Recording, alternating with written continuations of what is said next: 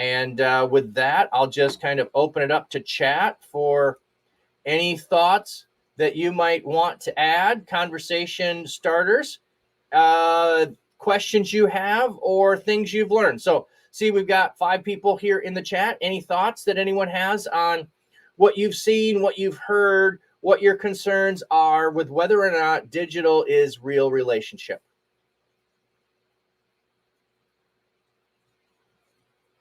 Well, thank you again, all of you, for stopping in, whether you were here right at the beginning when I got started or you popped by. Just appreciate that. I'm trying to create some things to share with others, to encourage you in what you're doing. So I thank you for stopping by. I guess one other thing I can add as well is you like the analogies of the pen pals? Yeah. It's like, if we don't stop to think about the fact that we've adapted technologies throughout history and we then became a part of things. In fact, you know what? I know some churches that still, or I should say mission agencies that still do, with sponsor a child. The child will write to you and you write back to the child and the village that they're from, and you have a pen pal relationship. We still do it today. We still have pen pal relationships with sponsored children. Maybe there's not the in school aspect that we used to have, where you might write to someone in a foreign country with your school in another school, but pen pals is still a real thing. One other thing I wanted to talk about too, and I don't have a graph for this, I need to create one, but it's the level of relationships that you might have. And I think that's one of the things we haven't thought through, is the level of relationships we have online are going to mirror the same level of relationships that we are going to have in person. So if I just think back of going to school, there was a kid in my grade, I remember in 7th grade, moved into the school. I didn't know him, but I knew he was in the school system. He came from another country, and I didn't know how to pronounce his name. And in middle school, everybody kind of looks the same body type wise. So I didn't know, is it a guy? Is it a girl? You know, at that time, girls and guys had short hair, would have the same hairstyle. I didn't know a thing about him whatsoever other than, hey, he was in my school. I think it wasn't until 9th grade, I actually had a conversation with him. So I knew of him. I didn't know him. And I think at one point I had him in class. So then he was on the other side of the room. So now I saw him regularly, but I had no relationship with him until later on, when finally we have a conversation. Now, that wasn't even at the level. So, you know, you have those levels of, I know of you. We're in the same thing together. Like, we go to the same church, but I don't really know you. You know, kind of like, I know someone in the community. I know someone in my church. Then it might move to, hey, we were in the same Sunday school class together. And so now we got to share some things. I got to hear from you. But then there's the, hey, let's have lunch together. And I've hung out and I've had lunch with you after church, or I hung out during lunch period at school. And then there's a deeper level where, hey, when school's over, when church is over, on the weekends, I want to get together. I've been to your house. You've been to my house. And we've done those kinds of things. And then you might even go deeper than that. So there's a long spectrum of these things, and it's the same with digital. So people that show up and they watch the videos later on, they're a far away relationship. Then they move into making comments on your videos that you can engage them. Then they show up to having a conversation in the chat while you're doing something live. Then you move to having a video or a voice conversation with them, and then you can move even deeper. So the goal of relationships in person is to keep moving to a deeper level of relationship so that you can help them explore a relationship with Jesus. And the same thing is true online. You're continually striving to move to a deeper level of relationship so that you can help share Jesus with them in a more intimate way and help make a disciple that makes disciples. Tope. I can say for a fact that relationships made from digital are authentic. Lifestyle changes have morphed over time, and COVID made it even more pronounced. Yeah. Lifestyle changes happen over time. One of the things as well, for instance, this wasn't around when I grew up. And if I have any grandkids, they will probably have one of these in their hand before they have a remote control in their hand. and they're going to be a native on digital space, and there'll never be something new to them. Feme, missed the starting thought. My question is, how do you start such online relationships that develop into real life relationships? Ooh, that's a really good question. And I think there's a lot of ways you can go about it, but I think best practices are going to be that you, the one who's trying to establish a relationship, show up on a regular basis in the same space.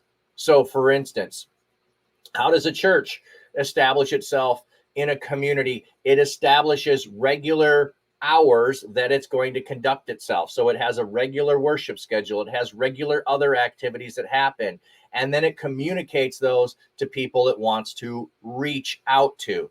So if I'm going to be in an online space, no matter what your platform is, have a regular set time that people can anticipate you either going live or publishing things. So I'm trying to get better at the publishing side. I'm pretty good at the going live side because that's just been what my practice has been of the going live.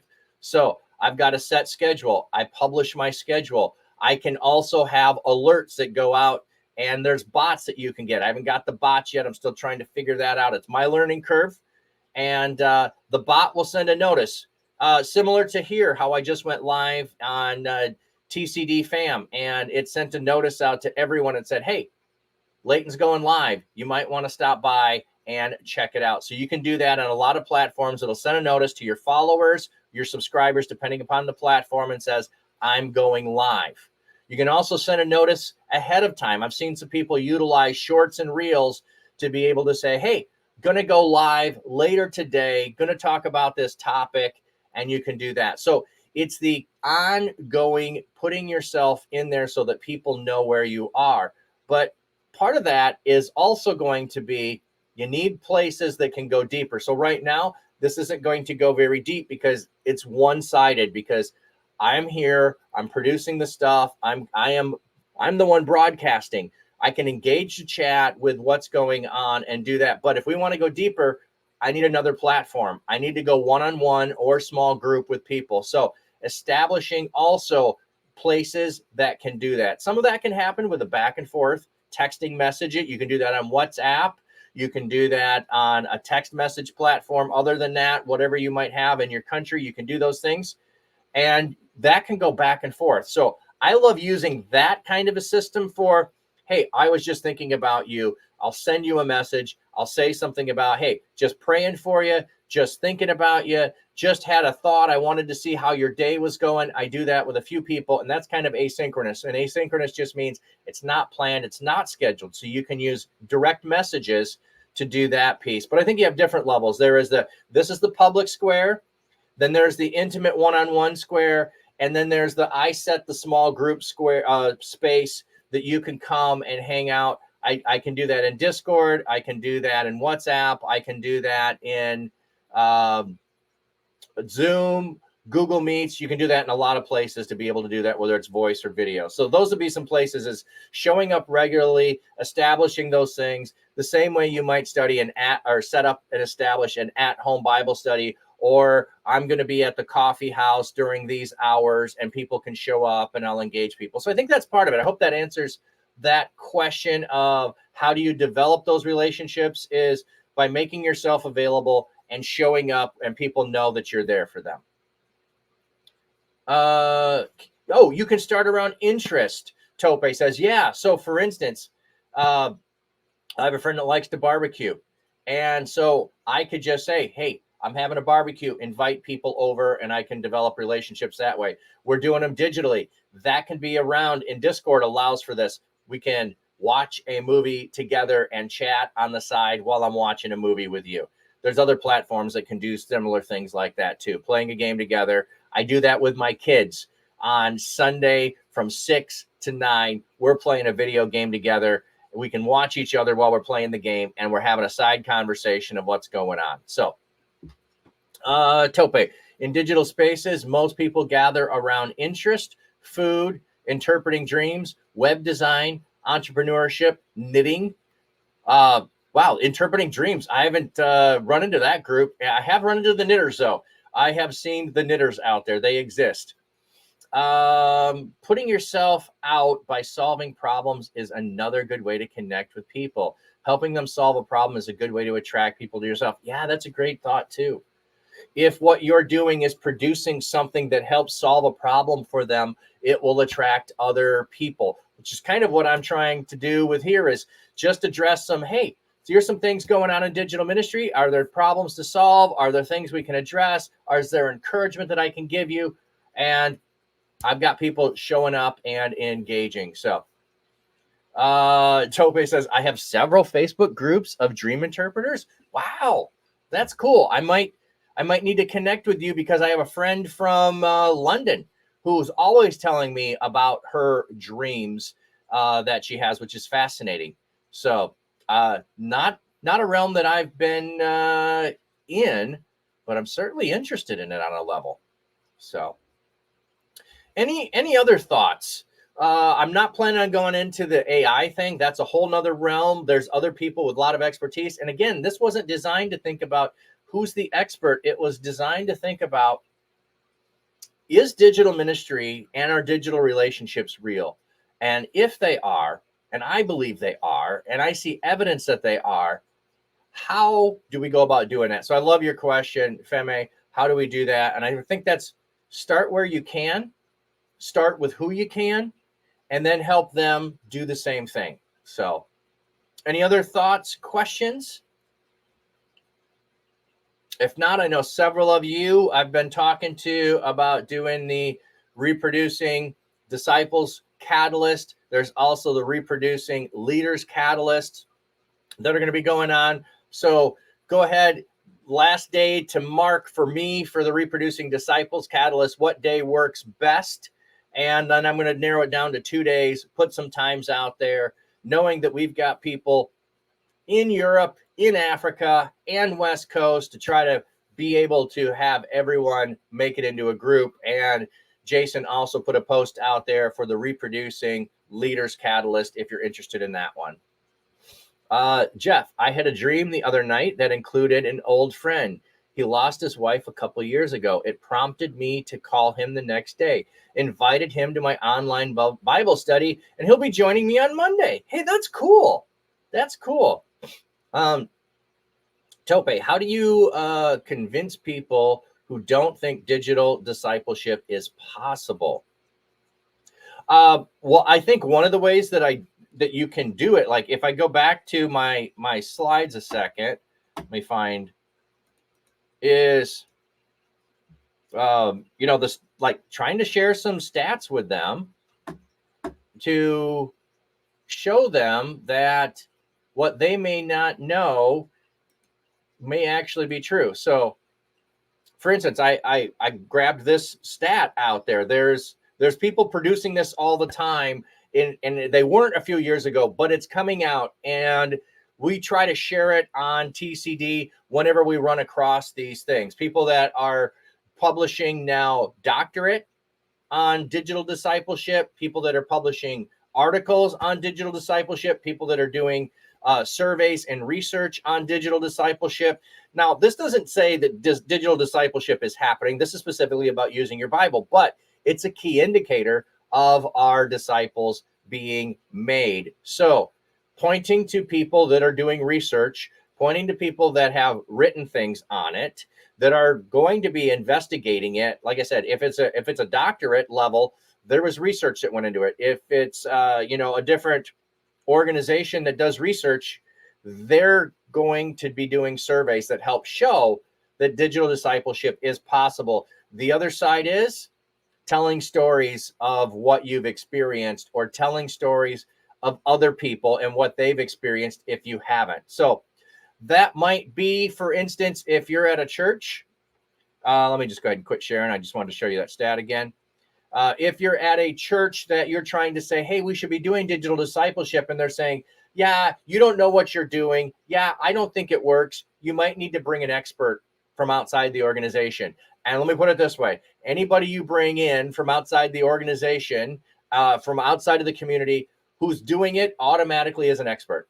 It doesn't mean they have to be the best at it, but because they're out of town, they've done it, and they tell stories, they'll be believable. So if you haven't done it yet and you need someone to do that, there are people at TCD who would love to meet with anyone in your leadership to help tell stories about people that are doing online digital ministry. And we could probably even get specific to the platform that you're on. So I'm on Twitch. I can talk really a lot about Twitch.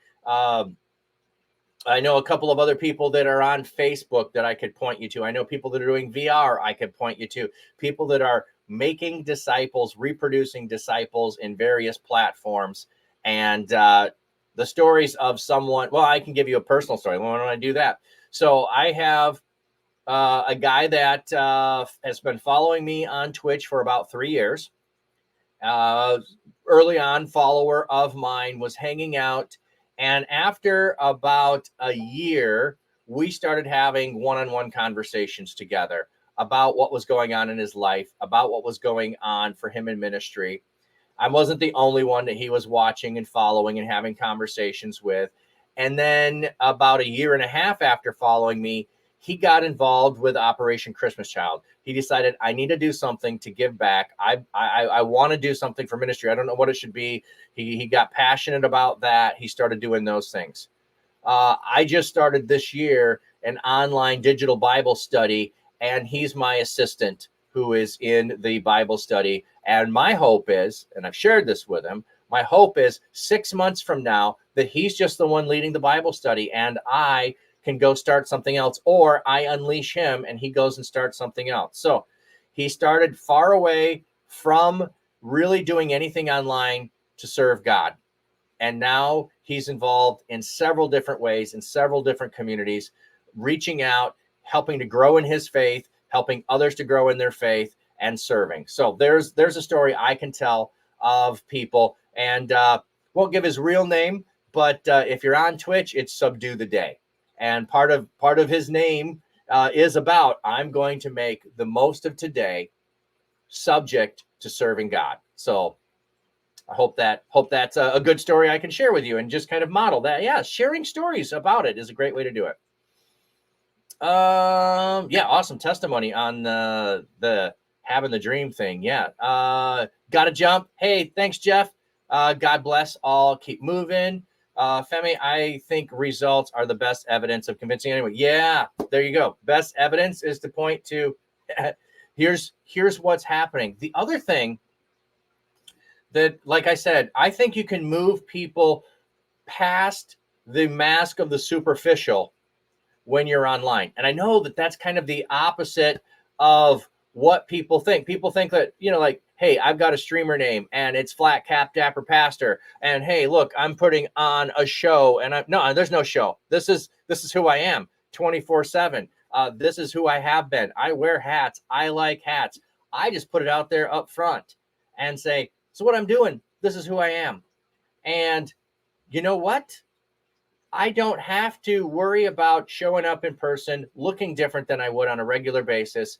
And we can get past is so-and-so over there going to judge me for how I look or how I talk or how I behave or that I don't have it all together. And when we actually let the facades go down, and yeah, they're still online, they're still there, but they're easier to bring down and they come down faster. And I think you can go deeper. That's at least been my experience with people. I know some really dark things with people that they've shared of trauma, of hurt, of difficult struggles they're going through. And they've shared those in a time frame of relationship that's probably a quarter of what it would probably have taken those people to share with me in person. So, and that's even being a pastor where people are open to sharing. So how do you handle internal resistance to live presentation? Say more, Femi. What do you mean internal resistance?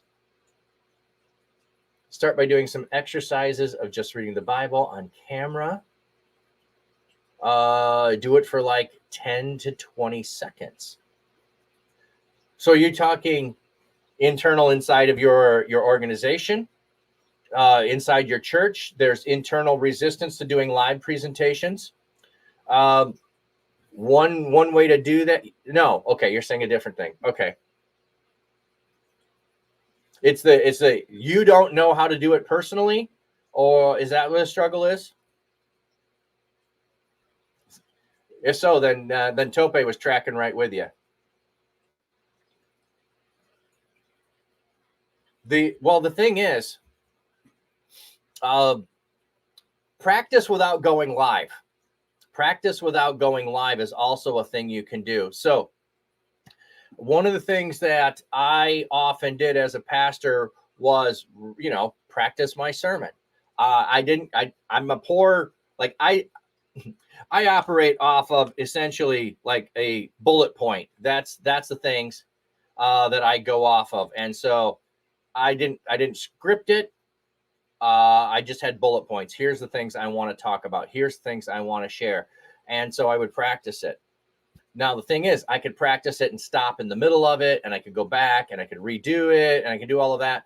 But the problem was when it was live, I had to learn to keep moving forward and not worry about mistakes. I could acknowledge them, but I didn't have to get all upset about it. When COVID happened and we went to doing things digital and pre-recorded, we didn't go live right away. And oh my goodness, when I was doing pre-recorded, it was, I messed it up. Let's do a second take. I messed it up. Let's do a third take. I messed it up. Let's do a fourth take. And I started getting into a perfectionist mindset that didn't let me keep moving forward, which was totally different than just preaching a sermon live in front of people. So so I had to go back to that whole idea of, if as this was live and the audience was here, I just keep moving forward. I keep doing that.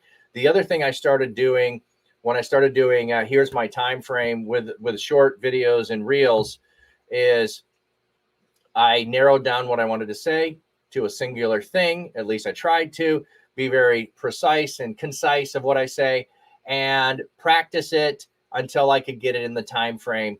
And now it's, hey, do it in one take, do it in one take, do it in one take. So that's just kind of some habits that I've developed. I don't know if that's kind of answering your stuff or not. Let me see what you said. You mean you struggle within about what people will say, or if you will do well or not? Yeah. And that's kind of what I'm getting at there with you will constantly get better.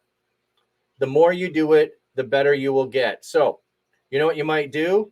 Like if I'm just saying, like I'm doing 1 minute lives instead of 1 minute practice videos, start doing 1 minute videos. If you want to do a 5 to 7 minute live, then practice 5 to 7 minutes recording it, and do that again and again and again so that you get comfortable with it, and don't go live yet. So set up the pattern that you want to do, practice it again and again, and then get ready to go live. And another thing you can do, depending on what platform you're at, have someone who's going to join you live to be an encourager of what you're doing live and to be an engager for other people. I think that's one of the things a lot of churches didn't really do well, and maybe they still don't, is when you go live on whatever platform you're doing, is if you were live in person, you'd have a greeter.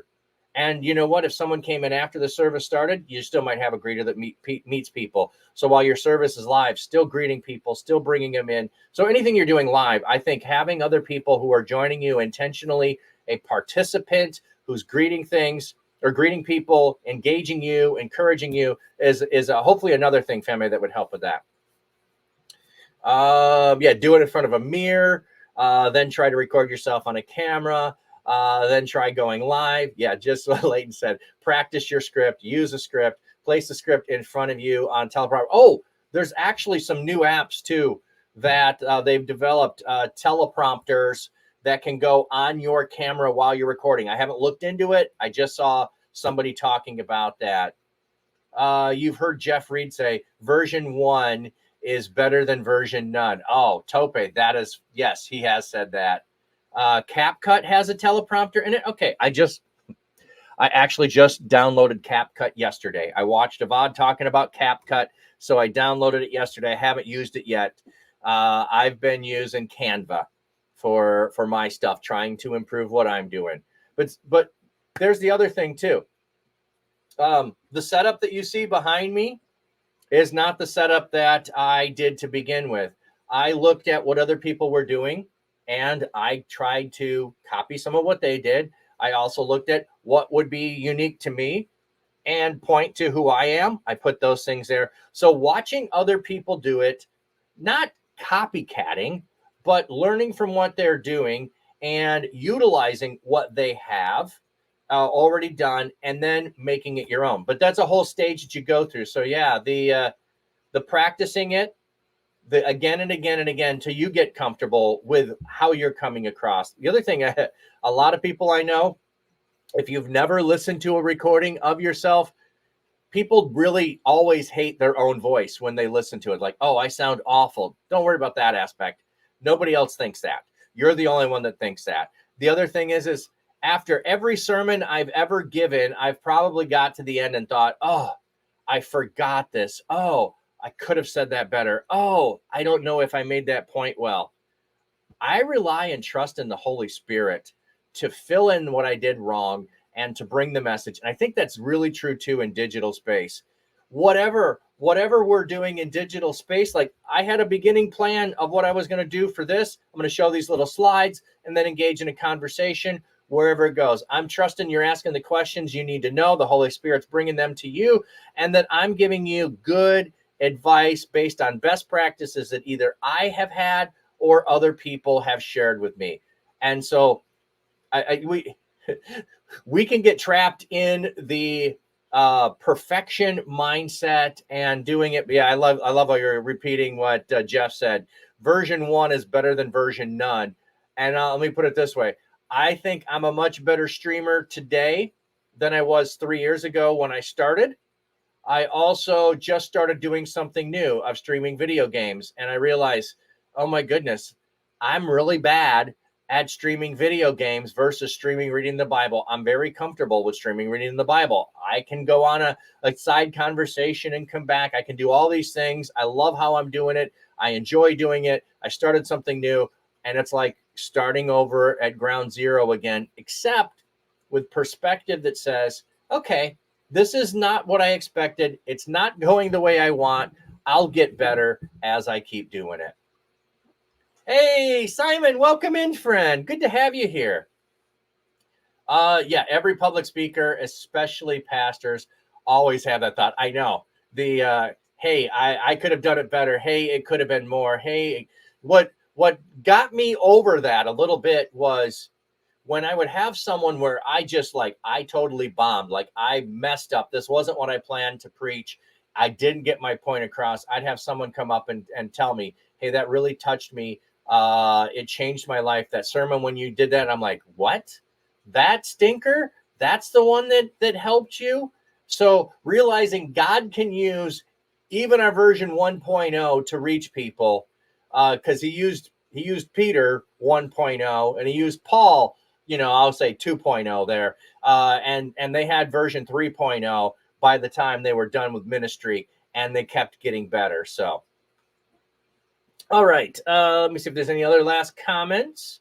We keep working, keep getting better as we keep going forward. Yeah. And that's the thing too, is we want to help other people get better as we get better, as we continually improve.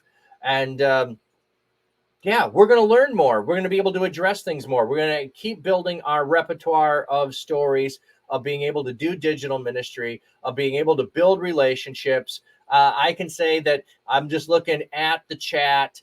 I've had a one-on-one conversation with everybody that's said something in chat today. So been building those relationships, going to keep working on them. Just had a conversation earlier today about, once you establish that online relationship and you've had a one-on-one, how do you maintain that? How do you make sure that that one-on-one that you had, that diving into a relationship doesn't end? And we're trying to work on some thoughts on that, of how to get reminders, of how to be thinking about, because you get busy in ministry and you go, oh yeah, I had a great conversation with so-and-so 6 months ago and I haven't seen or talked to him since.